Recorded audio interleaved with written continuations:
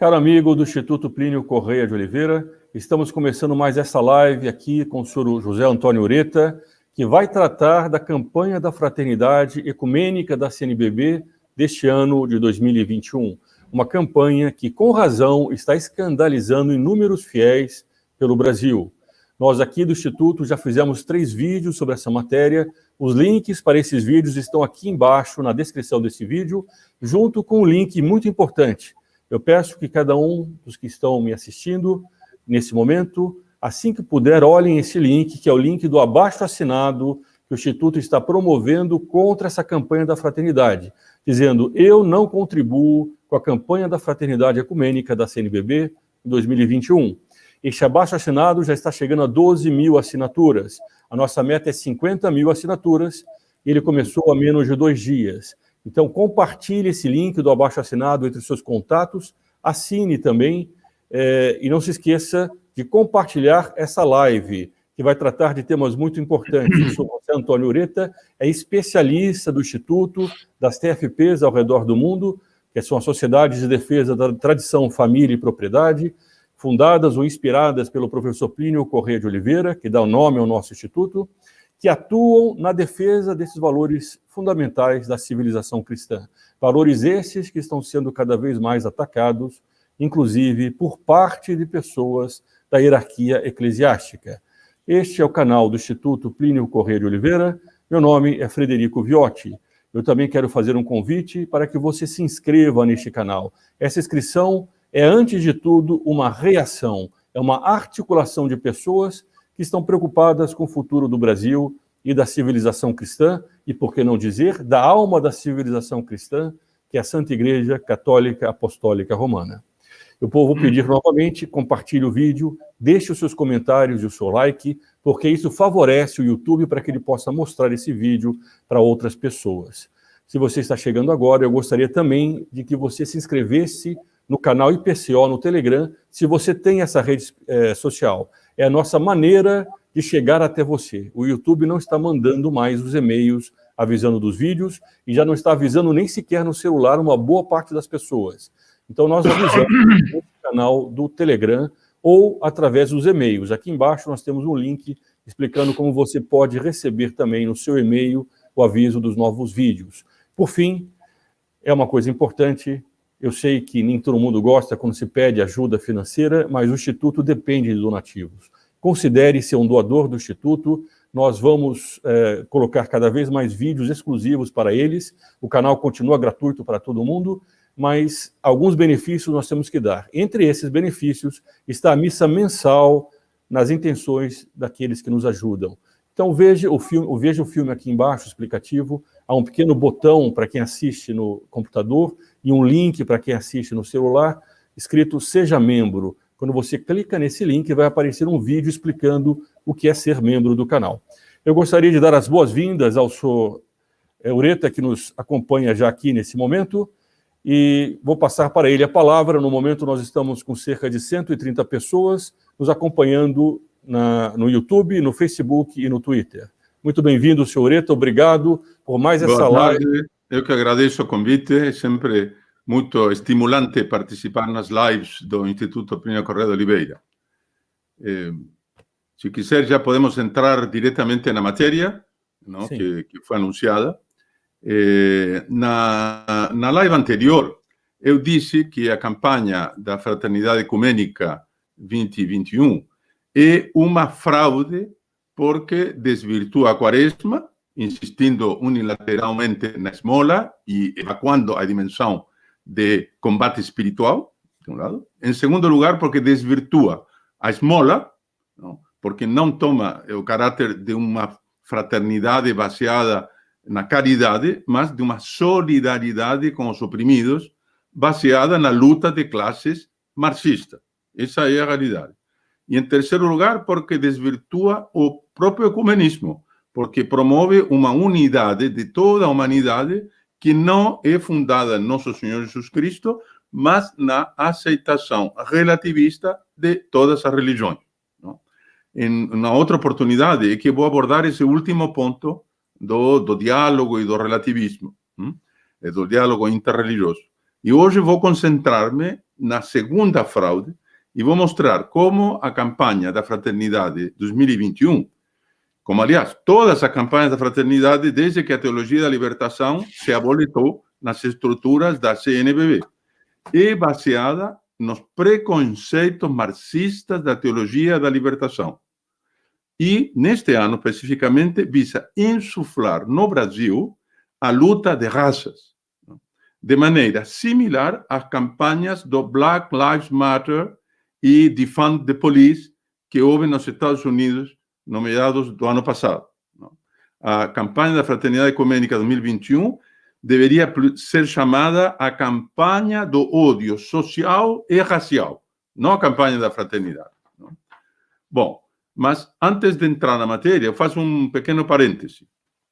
Dom Antônio Augusto, o bispo auxiliar do Rio, Dom Scherer, cardeal arcebispo de São Paulo, e uma declaração oficial da diretoria da CNBB, defenderam a campanha da Fraternidade Ecumênica deste ano, alegando, bom, que o texto base foi redigido pelos protestantes do CONIC e que, portanto, seguiu a estrutura de pensamento e de trabalho do CONIC e não é, portanto, aspas, um texto ao estilo do que ocorreria caso fosse preparado pela comissão da CNBB, fecha aspas. Isso é absolutamente falso, porque se tivessem sido eles que redigissem o texto, seria exatamente igual, porque não destoa em nada dos textos base dos anos anteriores, porque foram todos redigidos com base na teologia da libertação e os teólogos da libertação protestantes não diferem em nada com os teólogos da libertação católicos, com Frei Beto ou com Frei Boff, que por vezes são até mais radicais do que os protestantes, entre os quais os teólogos da libertação que estão lá na CNBB. De maneira que isso é um mero subterfúgio, não? E quando Dom Antônio Augusto disse com aquela voz mansa dele que, aspas, a Igreja Católica não está de acordo com essas afirmações do texto base, mas que devemos dialogar, isso não é verdade, porque, primeiro, se não está de acordo, então diga. Primeiro, não devia ter publicado, se não está de acordo. E, depois, se não está de acordo, diga no que está de acordo. Ele não disse nenhuma só palavra. Mas, sobretudo, a CNBB há mais de 50 anos que tenta insuflar a luta de classes e promover uma revolução socialista no Brasil. Essa é a realidade. E esse ano não faz diferença nenhuma. E, como já disse, o texto base pretende insuflar uma espécie de Black Lives Matter, não, brasileiro. Não? Mas, enfim, antes de mostrar isso, é preciso ilustrar como o texto base é construído, na realidade, nos moldes da teologia da libertação. Não? Todos devem estar lembrados da Libertatis Nuncius, não? Aquele texto do Vaticano, que acho que pode se colocar exatamente, que aparece aí na tela, não? É o documento da Congregação para a Doutrina da Fé, pela qual o então cardeal Joseph Ratzinger condenou a teologia da libertação. Agora, convém relembrar alguns pontos. Ele disse, a libertação é, antes de tudo e principalmente, libertação da escravidão radical do pecado pelo dom da graça. Por isso é que nós fazemos a quaresma, para nos purificarmos e nos libertarmos da escravidão radical do pecado. Não? Não se pode, portanto, restringir o campo do pecado, cujo efeito primeiro é de introduzir a desordem na relação entre homem e Deus, àquilo que se denomina pecado social. É o que insiste todos os textos, não, das campanhas da fraternidade, exclusivamente no pecado social. Não se pode tampouco situar o mal unicamente ou principalmente nas estruturas econômicas, sociais ou políticas, como se todos os outros males derivassem dessas estruturas como de sua causa.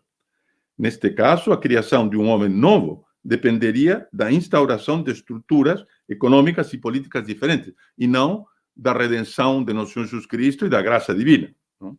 Depois, alguns, diz o texto, são levados a acentuar unilateralmente a libertação das escravidões de ordem terrena e temporal e servem-se de instrumentos de pensamento de uma inspiração ideológica incompatível com a fé cristã.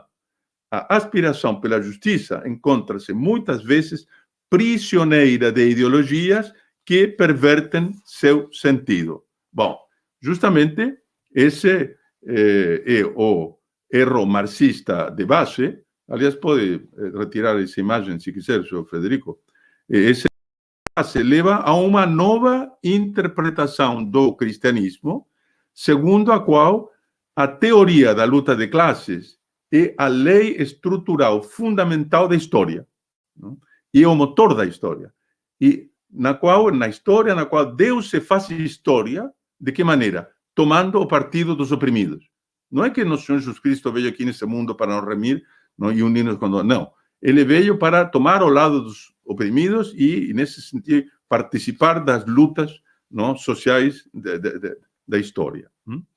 Então, diz o documento, faz uma amálgama pernicioso entre os pobres do Evangelho e o proletariado de Marx.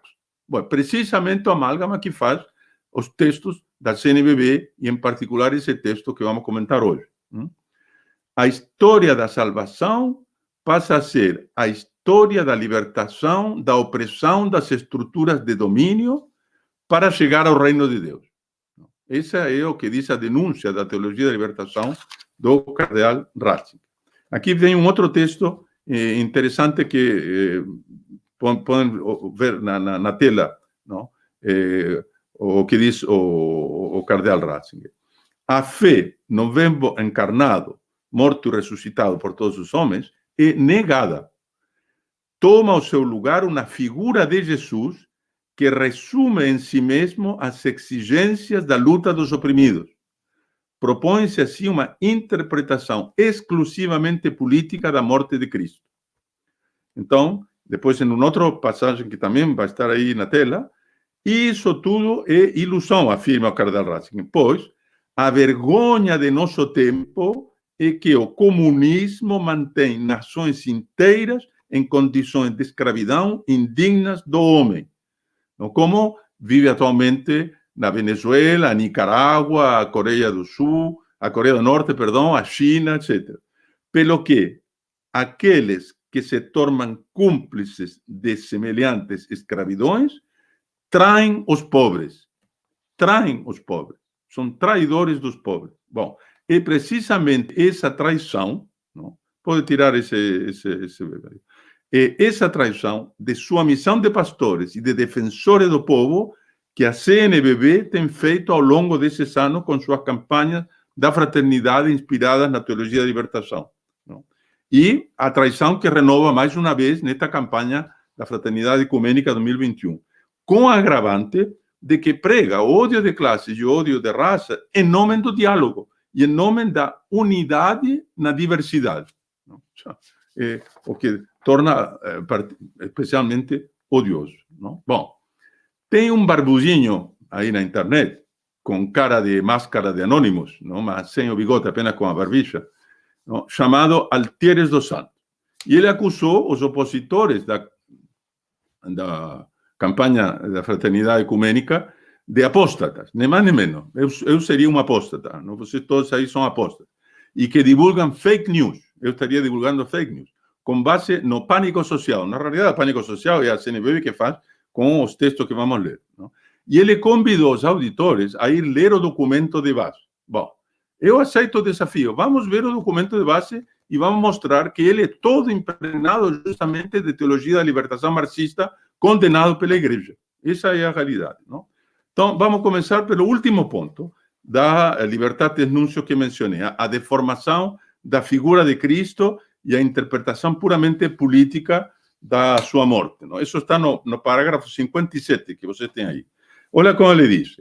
O Império Romano mantinha uma ordem e uma paz aparentes com práticas autoritárias e violentas.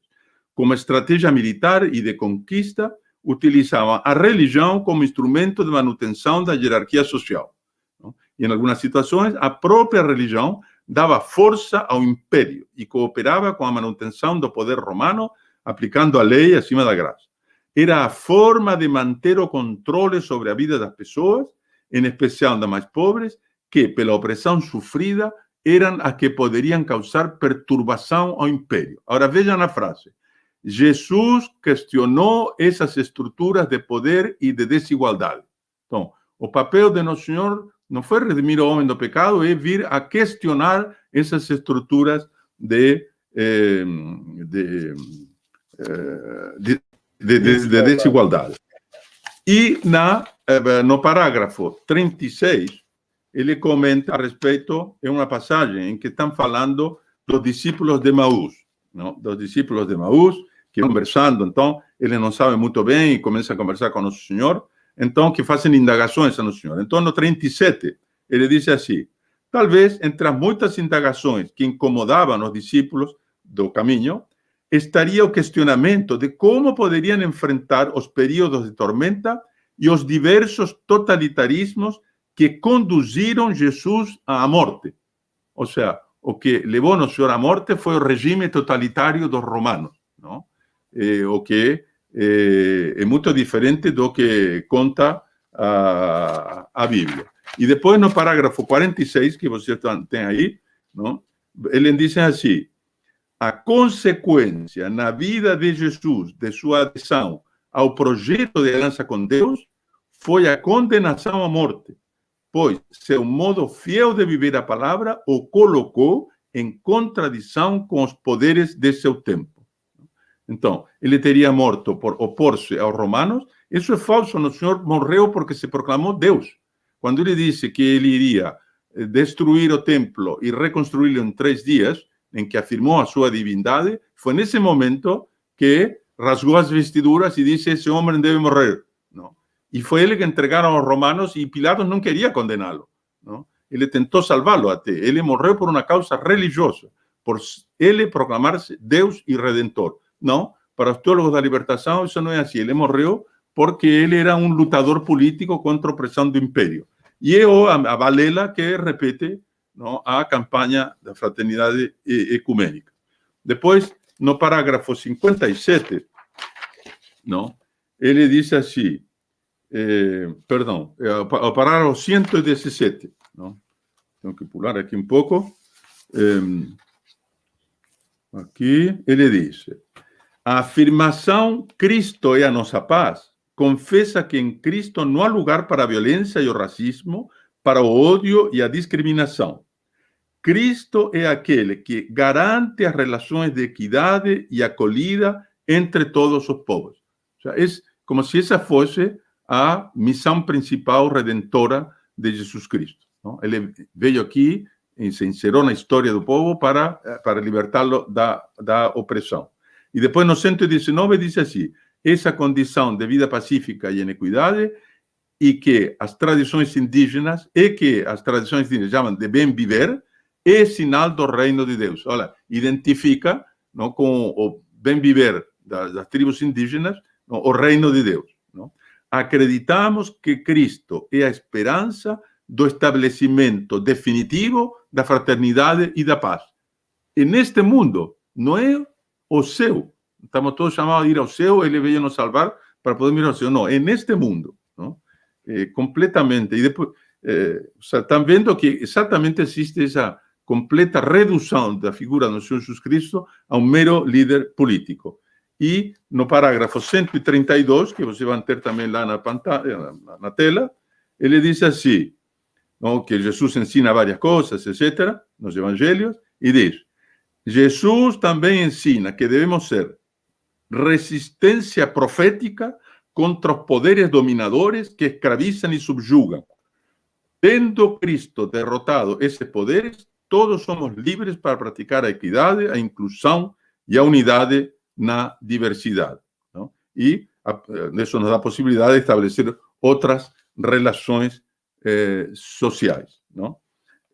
Bom, a consequência disso, evidentemente, é que no que consiste a conversão. Não? A conversão, que a quaresma é o período de conversão. Então, no que consiste a conversão? Bom, no parágrafo 8 e 9, já no comecinho, não? Diz que a conversão não é um momento mágico assim na vida, não?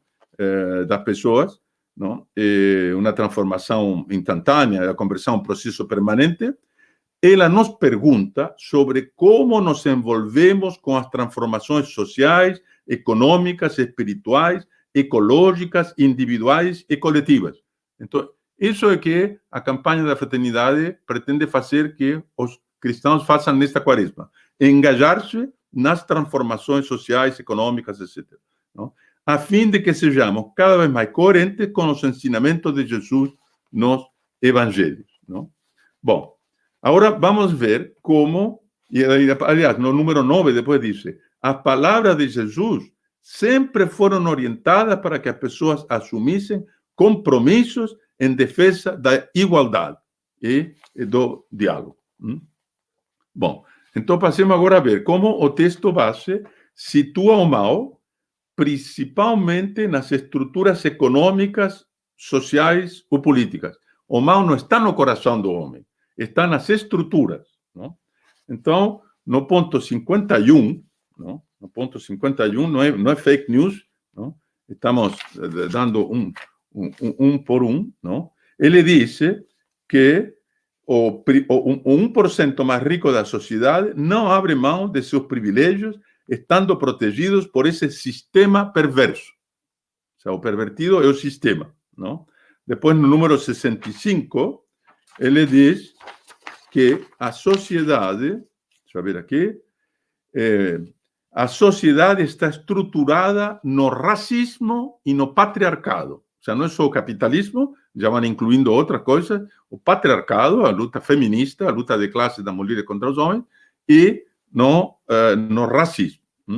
Depois, no número 7, já bem no comecinho, ele exprime, digamos, o desejo de que a campanha da fraternidade,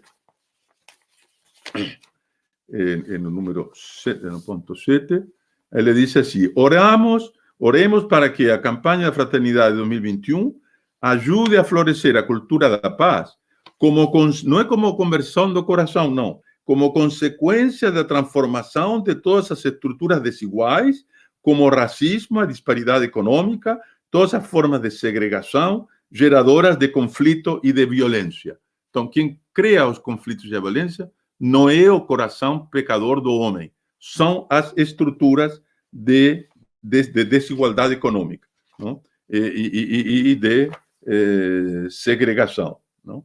E depois, no ponto 8, diz assim, bom, isso eu já li. Ele diz que ao nos ensinar a partilhar todo o que temos com os pobres, Jesus revela que a concentração de riquezas não é coerente com a paz, porque toda concentração de riqueza gera desigualdade, conflitos e segregação. Não?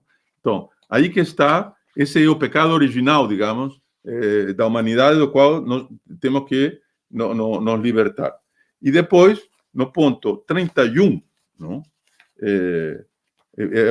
Estou insistindo talvez demais, mas é necessário mostrar como, para eles, efetivamente, não, são as estruturas que são o pecado e que é isso que tem que corrigir.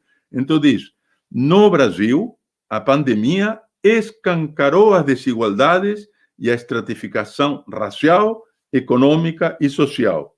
E depois, no 33, diz que as desigualdades e o racismo revelam o quanto as estruturas sociais brasileiras negam o direito à existência para um conjunto da população.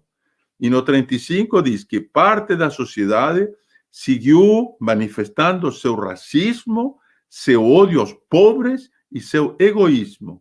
O Estado seguiu sendo capturado pelo mercado.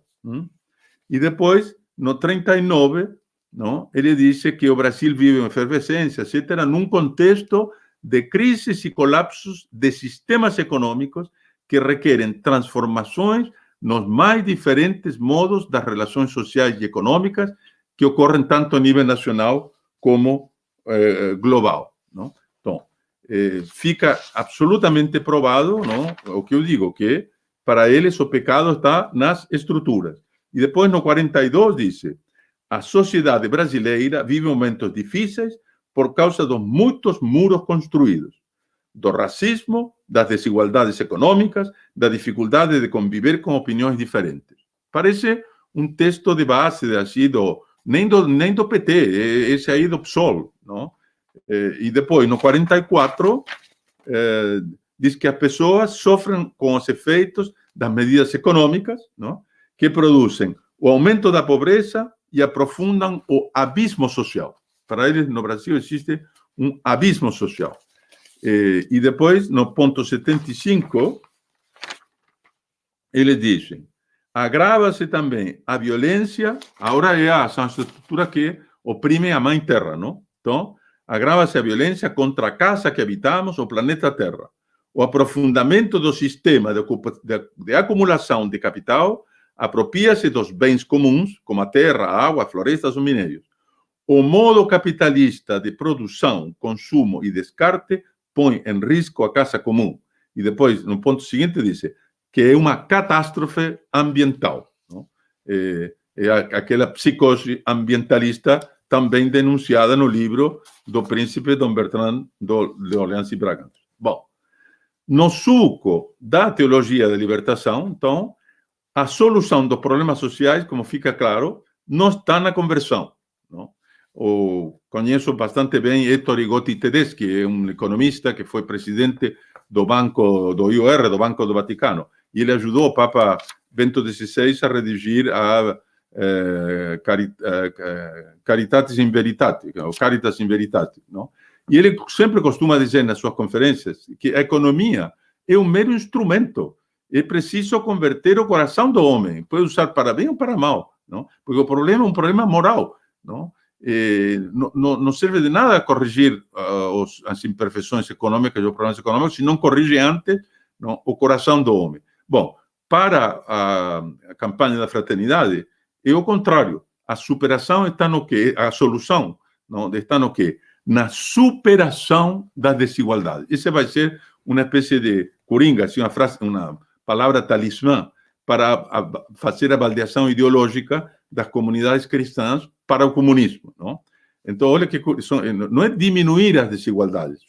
Se há desigualdades que são excessivas, precisa diminuí-las. Não? E se não, precisa superá-las. No fundo, o que quer dizer? Precisa eliminá-las. O que eles querem é a completa igualdade social, como quer o comunismo. E ela volta como uma espécie de realejo continuamente no texto. Então, já na introdução, não?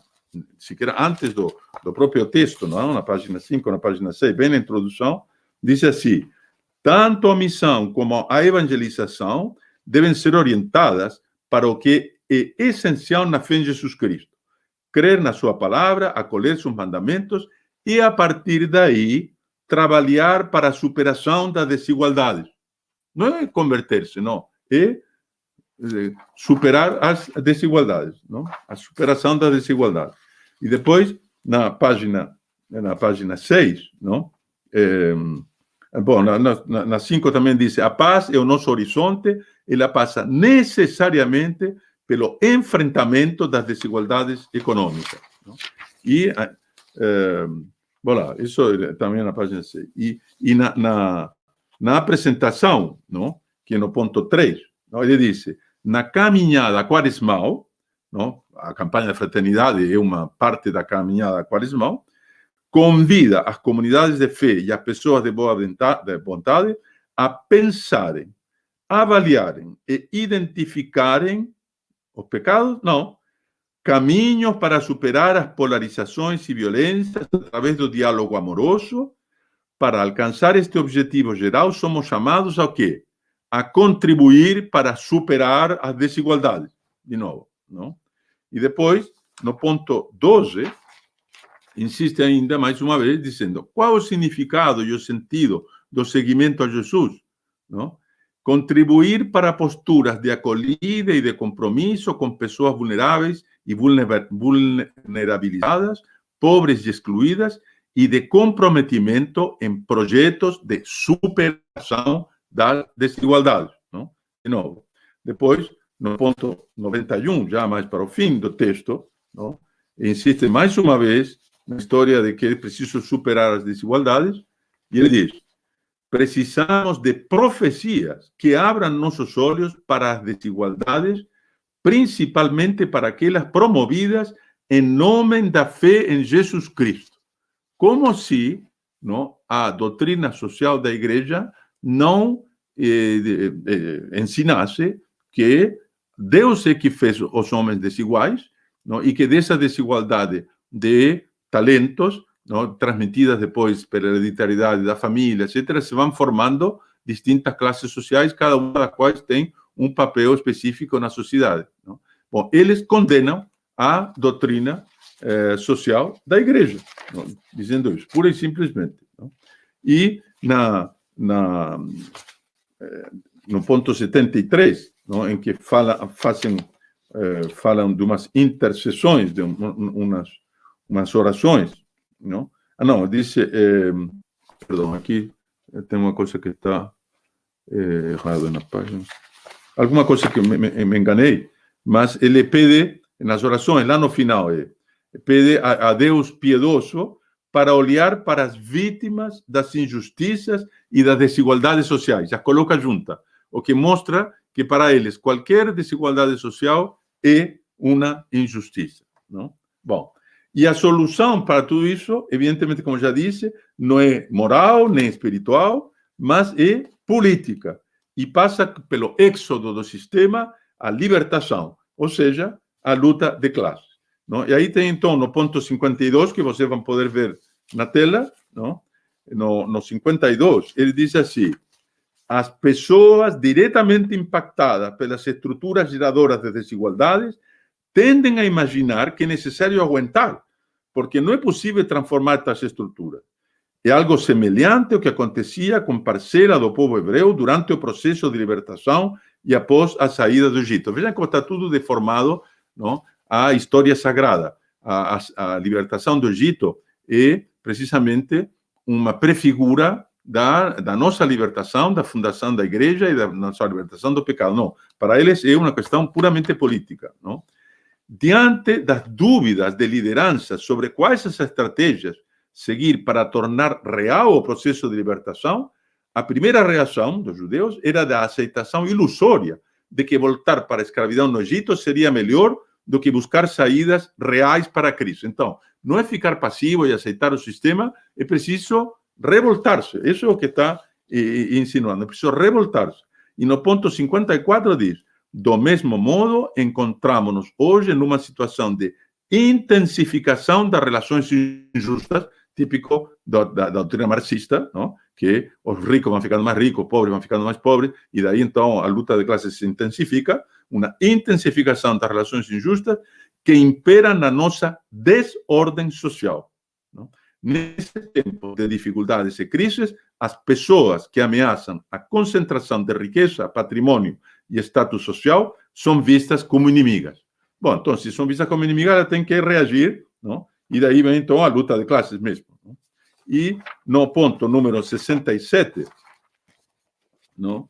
ele diz que as pessoas atingidas pelo sistema de violência, em especial as negras, as mulheres negras e indígenas, devem ver a necessidade de se discutir as questões de gênero, mas compreendendo, e aqui vem a parte importante, que a libertação das mulheres da situação histórica de opressão passa pela discussão da propriedade privada. Vejam como até a opressão das mulheres não é só o patriarcado, é a discussão da propriedade privada, da divisão sexual do trabalho, agora é curiosíssimo, da laicidade do Estado e da teologia, quando impõe um patriarcado como modelo divino de hierarquia social. É isso mesmo. Foi Deus que criou a família, colocou o homem como chefe da família, foi Deus que criou as hierarquias sociais. E por isso que as relações sociais de classe, de gênero, de raça e de etnia estão historicamente interligadas. Essa tese completamente marxista não parece tirada do livro do Frederico Engels sobre a origem da família e da propriedade privada. Depois, no ponto 78, ele diz: é necessário convencer os poucos que concentram a maior parte da riqueza a abrirem mão da parte de seus ganhos e dos seus privilégios. E depois, no 139 e 140, que vocês vão poder ver aí na tela, diz assim, não? As comunidades cristãs são chamadas a serem este espaço, não, de libertação que possibilita sonhar e possibilita concretizar esta boa nova de que podemos ser protagonistas de histórias sem discriminações, preconceitos e violências para experimentar esta nova realidade, sem relações de injustiça, de poder opressor, de desigualdade, abuso e orgulho. Viva Cuba, não? Viva Venezuela. Não? E no 140, não? Ele diz que a intensidade da fé em Deus exige que se deixe para trás as formas impositivas, desiguais, orgulhosas e interesseiras de ser. A boa nova e a graça que pela fé exige rupturas com todos os falsos projetos de paz que não estão voltados para a equidade. Não? Então é preciso assumir o compromisso de comprometer-se, de cooperar e comprometer-se com a nova humanidade. Não? Então, a nova humanidade é o tal reino de Deus marxista, não? Com que eles, evidentemente, sonham. Bom, o mais doloroso desse texto base deste ano e o mais indignante, não? É a sua insistência em insuflar a luta de raças no Brasil. Não? Na leitura, percebe-se que ele foi redigido durante os distúrbios violentos que houve nos Estados Unidos, não? Quando as manifestações lá dos Black Lives Matter, não, derrubavam as estátuas de heróis como Frei Junípero Serra, não, ou de Cristóvão Colombo, não, que foram derrubados, e que pediam que tirassem dinheiro da polícia. Não? Eu morei 4 anos no Canadá e visitava regularmente os Estados Unidos, passava bom tempo lá. Morei 3 anos na África do Sul, não, seguidos. De modo intermitente, eu morei mais ou menos 10 anos no Brasil. E eu sou testemunha de primeira mão da diferença que há nas relações raciais nesses 3 países. Não? E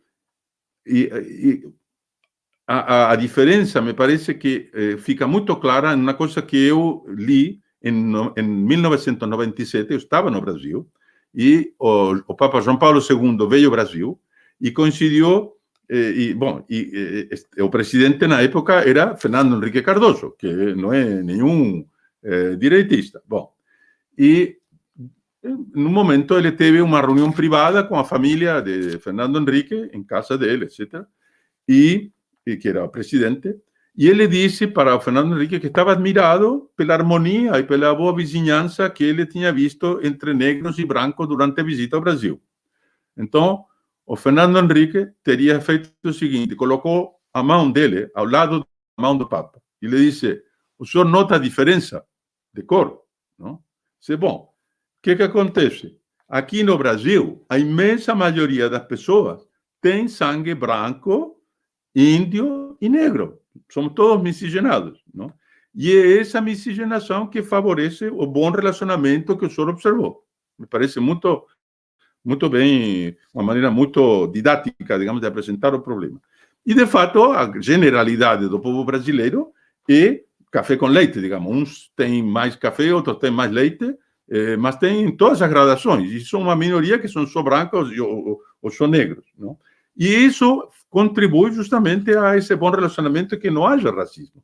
E mais ainda, e sobretudo, isso é fato da Igreja Católica, que sempre afirmou a igualdade de todos os seres humanos que têm a mesma natureza e têm o mesmo destino de ir para o céu. Mas, infelizmente, para a campanha da Fraternidade Ecumênica 2021, não, ela acusa o Brasil de ser fundamentalmente racista, não? Pior do que nos Estados Unidos ou que na África do Sul, no tempo da parte.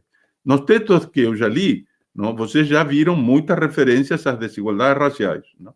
Mas há outras passagens que são muito mais virulentas, são quase incendiárias. Não? Por isso que eu digo que estão querendo fazer uma espécie de Black Lives Matter no Brasil. Não?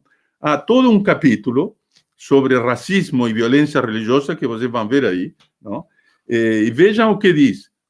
Vejam se isso dá uma fotografia objetiva da realidade de que vocês vivem, em seu entorno. O texto base diz, no número 82, deixa aí que eu tenho que buscar aqui no meu papel, Ele diz assim, no subtítulo, no racismo e violência religiosa. O Brasil é um país plural do ponto de vista cultural, étnico e religioso. Dizia-se até que vivíamos em um paraíso racial. Não era tanto assim, não era um paraíso, mas as relações eram boas.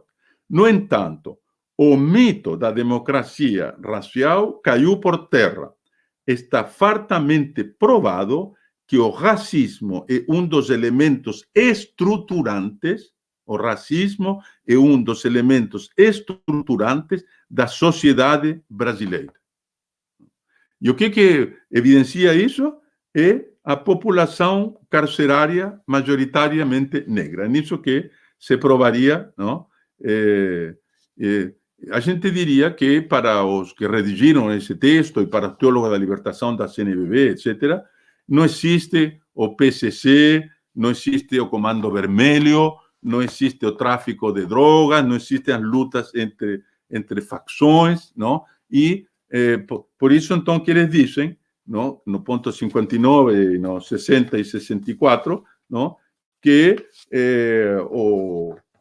as mortes são devidas ao racismo, não? E não por causa das lutas entre os traficantes. Então, no 59, por exemplo, diz assim, os homicídios ainda são a principal causa dos óbitos da juventude masculina. O grupo etário de 15 a 19 anos representa 55% do total de vítimas de homicídio. Bom, evidente, para mim, isso é justamente essas lutas de facções que se disputam, não, o tráfico. E depois, no 60, diz, os índices de homicídio revelam o racismo que vigora no Brasil. Os índices de violência letal atingem mais a população negra do que a branca. Os jovens negros são as principais vítimas de homicídios no Brasil. Isso não quer dizer nada. Isso diziam também nos Estados Unidos os Black Lives Matter, não? De que 80% dos negros, que a maioria das pessoas mortas eram negros. Acontece que mais de 80% dos negros são mortos por outros negros nos Estados Unidos. Não? Bom, nessas lutas de gangues aí, de facções, pelo tráfico de droga no Brasil, não? Provavelmente é similar, se a maioria dos que morrem são negros, é que a maioria dos que matam também são negros, infelizmente. O problema não é um problema de racismo, é um problema de subdesenvolvimento, não? E de pobreza e de crise da família, onde há muitas famílias sem pai, então os rapazes já nascem completamente desviados, infelizmente, não? Mas para eles não, é o racismo que é estruturante no Brasil, não? Bom, e depois, no número 84, em que onde dão as cifras, não? Da cárcere, diz: a população encarcerada apresenta um nítido perfil socioeconômico. 55% são classificados como pretos ou pardos, enquanto 42% foram identificados como pessoas brancas. Aí diz: esses dados atestam claramente o direcionamento seletivo e racista do sistema penal. Não? Bom, isso aí, evidentemente, que é uma exageração absoluta, não? E é o que o pessoal da extrema esquerda afirma, mas que não corresponde, não, com a realidade. E vejam o que diz depois no ponto 85, que vocês vão poder ver aí na tela. Os choques entre comunidades, grupos e organizações sociais têm como um dos seus fundamentos a questão do preconceito étnico e racial. Como se as lutas de facções fossem fruto de preconceito racial. O ódio ao diferente, dirigido contra pessoas por causa de traços físicos, expressões culturais, vestimentas, língua, vocabulário, dança e religião, encontra nessas características justificativa suficiente para a violência e para a perseguição. Isso é delírio, delírio. Está imaginando que o Brasil é como que nos Estados Unidos, muitos anos atrás, quando havia o Ku Klux Klan. Isso não corresponde em absoluto com a realidade. Depois, no ponto 88, diz, não? Essa que fala da escravidão no Brasil, dos negros que vieram como escravos, e diz: essas pessoas não foram reconhecidas como seres humanos. Isso é absolutamente falso. Absolutamente falso. Não? Eles foram, tanto eram seres humanos perfeitamente, que desde o começo eram evangelizados, eram batizados e eram invitados a fazer parte da confraria de Nossa Senhora do Rosário dos Homens Pretos. Não? Prova evidente de que eram considerados evidentemente seres humanos e que deviam ser respeitados e tratados. É verdade que o tráfico de escravos é uma mancha na história do Brasil, se precisa reconhecer, não? A travessia era realmente inumana, mas vamos e venhamos.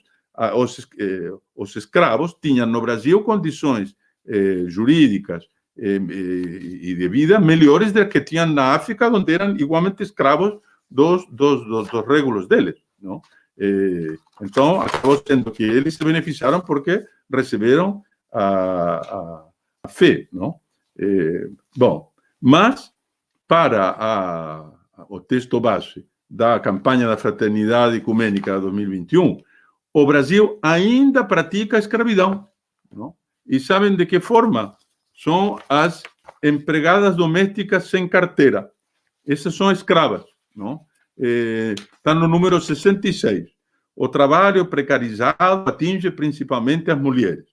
Outro impacto importante a ser observado é em relação às trabalhadoras domésticas, na sua maioria negras.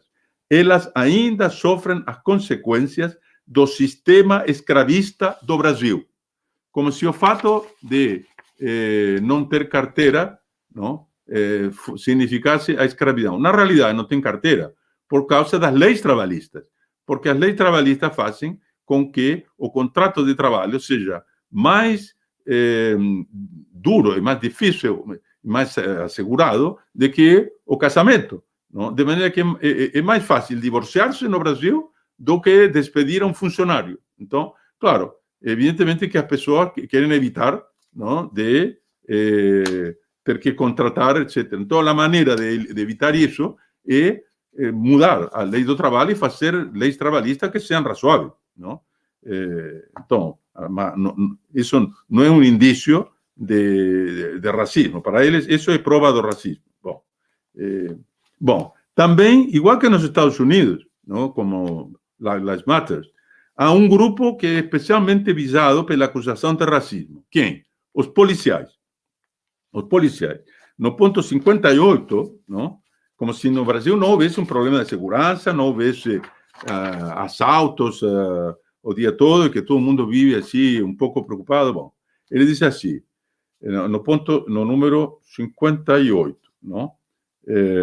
Dice, esse sistema de segregação e descarte permanece ainda hoje. O camaronês Achille Mbembe chama esse sistema de necropolítica, porque é uma política que mata. Uma política em que o Estado se julga soberano para escolher quem morre e quem vive.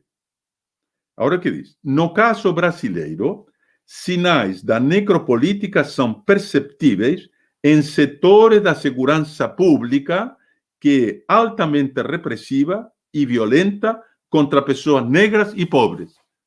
Como se fosse por o fato de serem negras e pobres. Não, são bandidos. Não? São bandidos e eles perseguem os bandidos. Não? Depois, no ponto 72, não? Volta a falar do problema e diz assim, olha lá, vejam se vocês se reconhecem aí. Chacinas são recorrentes no Brasil. Chacinas são recorrentes no Brasil. E a prova é um caso. Davi Fiuza, que no ano 2014, em Salvador, desapareceu. Não? Isso é prova de que há chacina. E no ponto 73 diz, provavelmente em sua região existem casos similares. Procure identificá-los. Olha, qual é a lógica desse sistema? Isso é uma generalização abusiva, não? Que não tem absolutamente propósito em um texto como este. Não? E depois, dizem no 74, não? Percebemos uma realidade semelhante à dos tempos do profeta Abacuc, que da torre de vigia clamava, há violência por toda parte. Sobretudo havia violência antes da lei do desarmamento, não? Em que aí as pessoas eram indefensas e eram atacadas por bandidos, não? Mas para eles é exatamente o contrário. É a violência do sistema, do Estado necrológico que mata e escolhe quem quer, não? Bom, depois no... Acho que é isso. Se isso que eu li ou não. 69, 70...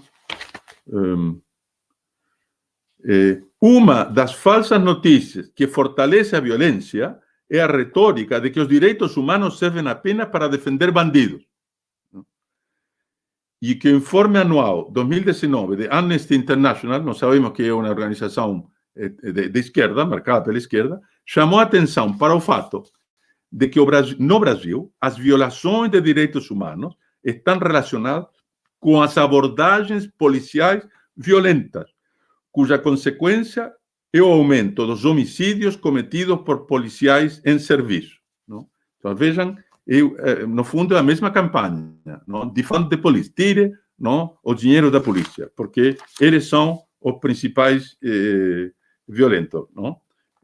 Eles só dão o verso, nunca dão o reverso, ou seja, nunca vão entrevistar as vítimas dos assaltos, dos bandidos, da violência. Não? Eles vivem numa bolha, não? Como aquele cineasta que fez aquele filme Tropa de Choque, pensando que era uma denúncia da polícia, e quando foi passado no cinema, todo mundo se levantava para aplaudir quando o camburão entrava, não, onde estavam os traficantes. Não? Eles vivem completamente desconectados com a realidade do Brasil. Eles vivem em um mundo, não? E por isso vem uma realidade que não existe. Bom, desculpem por ter tomado tanto tempo, não, lendo isso, mas a situação é grave. E creio que era importante fornecer todos esses dados para demonstrar que, como diz o título do live, em nome da fraternidade, a CNBB, por meio dessa campanha da Fraternidade Ecumênica 2021, está insuflando o ódio de classes e o ódio de raças nas pegadas da teologia da libertação. E que, portanto, evidentemente, é preciso não contribuir de nenhuma maneira com a campanha da fraternidade. O dinheiro que iria dar para a campanha da fraternidade, dê mais bem para o Instituto Plínio Correia de Oliveira e apoie esse canal. Bom, para terminar... Gostei muito dessa sugestão. Para terminar, despoluindo o espírito, não, dos participantes dessa massacre de ódio, não, que eu li, proponho ler um curto extrato do discurso que o saudoso professor Plínio Correia de Oliveira fez no 7 de setembro de 1942, no encerramento do 4º Congresso Eucarístico Nacional. Essas palavras é que deveriam inspirar uma autêntica campanha da fraternidade. Então, vou ler o texto. A missão providencial do Brasil consiste em crescer dentro de suas próprias fronteiras, em desdobrar aqui os esplendores de uma civilização genuinamente católica, apostólica, romana, e em iluminar amorosamente todo o mundo com o facho desta grande luz que será verdadeiramente o lumen Christi que a Igreja irradia. Nossa índole meiga e hospitaleira, a pluralidade das raças que aqui vivem em fraternal harmonia, o concurso providencial dos imigrantes que tão intimamente se inseriram na vida nacional, e mais do que tudo, as normas do Santo Evangelho jamais farão de nossos anseios de grandeza um pretexto para jacobinismos tacanhos, para racismos estultos, para imperialismos criminosos.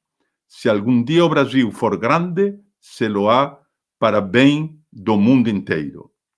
Bem-aventurado este povo sóbrio e desapegado no esplendor, embora de sua riqueza, porque dele é o reino dos céus. Bem-aventurado este povo generoso e acolhedor, que ama a paz mais do que as riquezas, porque ele possui a terra.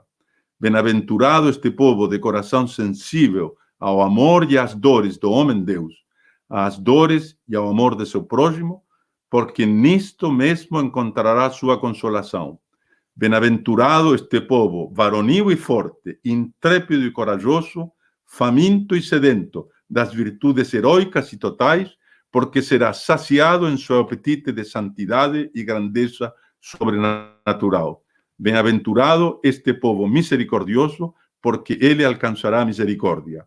Bem-aventurado este povo pacífico, de idealismo limpo de jacobinismos e racismos, porque será chamado Filho de Deus. Bem-aventurado este povo que leva seu amor à igreja a ponto de lutar e sofrer por ela, porque dele é o reino dos céus. Muito obrigado pela paciência de ouvir-me, e se ainda tiverem alguma pergunta, com muito gosto tentarei responder. Senhor Ureta, eu vou agora ver alguns comentários que chegaram, mas antes disso, eu queria passar duas imagens, dois assuntos. Um é um cartaz que nós recebemos, uma adaptação do cartaz da campanha da fraternidade, feito por católicos que dão a interpretação católica do que é a verdadeira fraternidade. Não essa fraternidade que se poderia chamar de maçônica, relativista, uma fraternidade em volta dos homens, mas excluindo a Deus, mas uma fraternidade que só existe dentro da verdade. Nós vamos colocar aqui duas fotos, primeiro dos cartazes dos rapazes que pediram e que estão fazendo a oração do terço público na frente, em Belo Horizonte, em São Paulo, ou da CNBB, ou da Arquidiocese. Nós vamos colocar dois cartazes aqui na tela, só um instantinho. Esse primeiro cartaz em frente à Basílica Nossa Senhora de Lourdes, em Belo Horizonte, no dia 13 de fevereiro, às 16 horas. 13 de fevereiro, às 16 horas, em Belo Horizonte, na Rua Bahia, número 1596, no bairro de Lourdes, em Belo Horizonte, haverá um terço público em desagravo à campanha da fraternidade. Esse terço é em desagravo à campanha da fraternidade. Vamos ver agora o segundo cartaz que nós também recebemos aqui em São Paulo. Rosário Público, dia 13 de fevereiro, portanto é sábado, na Regional Sul da CNBB, às 13 horas, em São Paulo é às 13 horas, Rua Conselheiro Ramalho, 726, no bairro Bela Vista, em São Paulo, às 13 horas de sábado. Os que puderem estar presentes, ou em Belo Horizonte, ou em São Paulo, estejam. Vamos colocar agora um cartaz que nós recebemos. Vejam como está bem feito. Campanha da Caridade. Como todos sabem, ou pelo menos deveriam saber, o catecismo hoje, infelizmente, é muito fraco. Caridade é amor de Deus. Nós amamos o próximo porque amamos a Deus. A caridade para com o próximo é decorrência desse amor a Deus. E nesse cartaz há algo muito interessante. Eles chamam de campanha da caridade. Eles ouvirão a minha voz e haverá um só rebanho e um só pastor. Não sei se dá para ver, mas estão se afogando vários dos que estavam na ciranda da fraternidade da CNBB. Tem um pastor protestante, tem um padre cantor, tem um muçulmano, tem uma pastora luterana. Está Nosso Senhor na barca de Pedro, chamando esses homens para a mesma igreja. Fora da igreja não há salvação, que é a doutrina da igreja. Esse cartaz me pareceu muito interessante, era importante nós colocarmos aqui para que você que nos acompanha possa ver também e tomar conhecimento. Eu vou ver agora alguns comentários. Maria Ângela, que também é membro do canal, muito obrigado. Obrigado por essa explanação esclarecedora. O Brasil sempre foi amistoso entre si. O que está destruindo a nossa sociedade é o esquerdismo. Exatamente, o ódio de classes que a CNBB tem instilado através dos movimentos sociais, etc., durante décadas. Tinha uma pessoa que perguntou aqui se todos os bispos da CNBB assinaram essa campanha da fraternidade. O senhor poderia responder? Pelo que eu tenho visto nas redes sociais, um pouco as pesquisas que eu fiz, não, o documento foi redigido pelos protestantes do CONIC e, evidentemente, que foi aprovado pelo assessor católico, que faz parte do CONIC, mas provavelmente o setor da CNBB que cuida da campanha da fraternidade aprovou o texto e por isso que eles publicam em nome deles, da CNBB, mas não todos os bispos têm que aprovar os documentos. Esse é um problema das conferências episcopais. As conferências episcopais na igreja não têm jurisdição. Quem tem jurisdição é o bispo na sua diocese e o papa na igreja inteira. E as conferências episcopais não têm jurisdição. E, portanto, os seus documentos também não são magisteriais.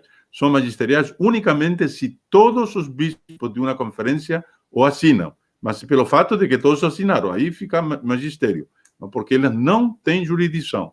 Não? E, portanto, um bispo, evidentemente, pode discordar do que a CNBB faz. Acontece que ele dá a ideia de que realmente a CNBB funciona de maneira muito democrática, etc., e que todos os bispos são consultados.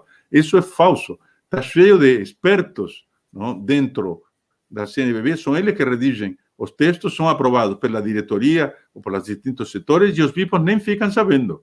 Nem ficam sabendo. Depois, eles têm que pagar os pratos quebrados, não? Exatamente. É bom, inclusive, dizer isso. Há uma pessoa perguntando se nós temos o texto para disponibilizar. Infelizmente, nós não temos. Eu tenho a impressão que esse texto está disponível nas livrarias católicas hoje em dia, que hoje se tornam, aliás... Na rede está disponível. Acho que é só por procurar, eu recebi pela rede. Ah, bom, tem que ver se encontra também esse texto. Tem que fazer uma pesquisa e vai encontrar o texto. Uhum. Há muitas pessoas agradecendo o senhor pela live. Eu gostaria também, antes de nós terminarmos, de mostrar o andamento do nosso abaixo-assinado contra essa campanha da CNBB.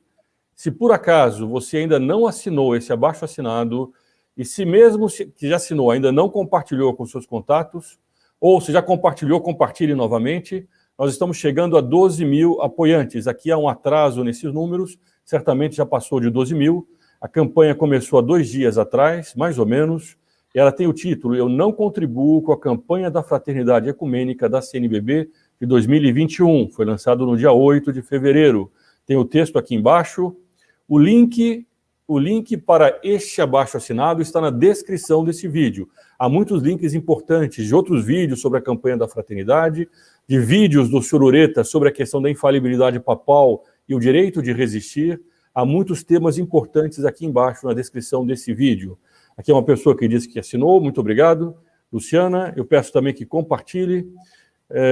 Aqui tem uma pessoa que diz que o Papa ficou omício. Sou católico e as portas do inferno não prevalecerão contra ela. O senhor quer comentar alguma coisa sobre isso, Sr. Ureta? Bom, é o que nós temos que ter fé, e precisamente durante a Quaresma, creio que essa é uma meditação muito importante que nós temos que fazer, é reforçar a nossa fé de que, apesar de todas essas crises, e apesar da demissão dos nossos pastores, não, nós temos que permanecer fiéis, como no século IV aconteceu na época da crise ariana, não, em que a maioria do episcopado apostatou da fé, não, mas a fé foi mantida pelo povo fiel. Não? Como disse o cardeal Newman, não, os bispos não foram fiéis, não, à sua sagração, mas os fiéis foram fiéis ao seu batismo. Não? Então, essa é uma meditação que temos que fazer durante a Quaresma e fazer sacrifícios no sentido de que Nossa Senhora obtenha de Deus que se abreviem nestes dias para não colocar à prova a fé dos fracos. Uhum. Se tiverem interesse, eu não abordei aquilo que tratou aquele cartaz muito bem feito, muito brasileiro, aliás, daquele rapaz, não? Que é toda a questão do diálogo interreligioso, que é o tema específico da campanha da Fraternidade Ecumênica, não? E que é uma deformação da epístola aos Efésios. Eu posso fazer outra live, se quiserem, um desses dias, mostrando como o texto base da campanha da Fraternidade deforma completamente a epístola aos Efésios, não? Para favorecer o relativismo religioso, pelo qual todas as religiões são boas, inclusive a macumba. Exatamente. É uma situação que nós estamos vendo hoje de um relativismo que vai entrando no meio de todos os católicos. Eu gostaria também de convidá-los, aqueles que ainda não estão a par, mas nós estamos começando um simpósio. O Sr. Ureta é um dos expositores desse simpósio durante o Carnaval. Vejam bem, há tantas pessoas que perdem ou se perdem no Carnaval, perdem tempo ou perdem a alma durante essa época do ano, que poderiam fazer algo muito mais importante. assistam essas conferências. Nós teremos conferencistas do porte de Dom Atanásio Schneider, o senhor Ureta, o príncipe Dom Bertrand de Orleans e Bragança, que falará também nesse simpósio, fará a abertura aqui no site do Instituto. Eu vou colocar o link do site do Instituto aqui no ar, www.ipco.org.br. Logo no início do site, se a pessoa for no início do site, aqui em cima, Simpósio de Formação Contra-Revolucionária Carnaval 2021. A pessoa clica aqui. Ao programa desse simpósio, nós temos palestras de pessoas muito importantes. Príncipe Dom Bertrand, professor Roberto de Mattei, Dom Atanásio Schneider, senhor Rúlio Loredo, padre Sávio Fernandes, senhor José Antônio Ureta, senhor Nelson Fragelli, professor Evaristo de Miranda, senhor James Bascon, senhor Nelson Barreto, senhor Rano Miguel Montes e doutor Adolfo Lindenberg. Eu já tratei dessa palestra no vídeo de ontem, comentando cada um dos conferencistas.